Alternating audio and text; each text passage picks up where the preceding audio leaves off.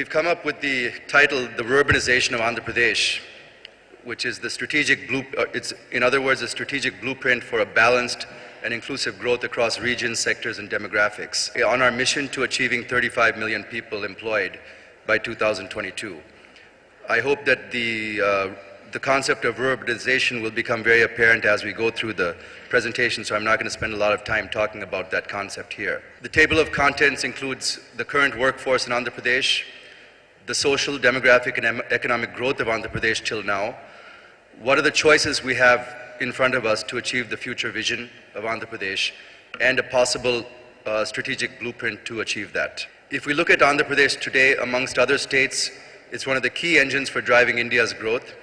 You can see in this map that across the state, in all districts, we have all types of advantages.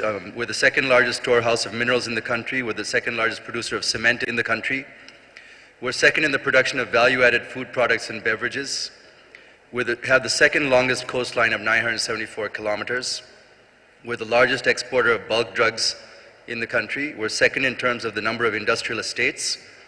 We're first in granite reserves, and we're the third largest food grain producer in the country. And many of these things are spread throughout the state. They're not necessarily in one region or another. If we look at the current workforce in Andhra Pradesh, which is about 20 million across various sectors, this chart shows how that's grown from 2001 to 2011 in various sectors. What's important to note is in manufacturing is employing almost 7 million people. Trade, hotels, and restaurants, 4.26, followed by public administration, defense, and others at 3 million, and then construction, 1.72, transport, 2.4, finance, 1.1. And the finance, insurance, and real estate includes 0.25 million of both IT and ITS workforce in 2009. But in order for us to look at how we're going to achieve this growth, I believe it's important for us to understand how it has happened, what the growth has been till now and what kind of pattern it's taken.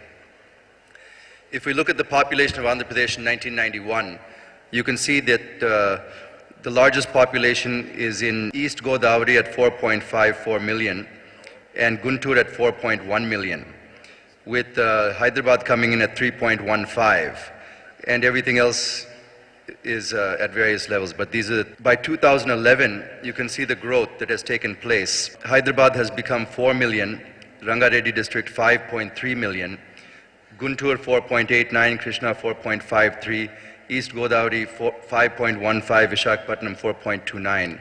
I think the Rangareddy, East Godavari, Guntur, Krishna, Visakhapatnam are the most populous districts in 2011, and you can see the pattern of how that growth took place by just looking at the shading differences in the two maps. Looking at the growth rates, Rangareddy had the highest growth rate, 107.5%. And these are the growth rates if you look at it in descending order, with Kurnool coming in a very poor second at 36% and trailing all the way down to Vizianagaram at 11%. This is last 10 years growth. If we look at the urbanization levels in 2001 to 2011, we can also see that Rangareddy has grown from 54% to 70%, with Hyderabad already at 100%.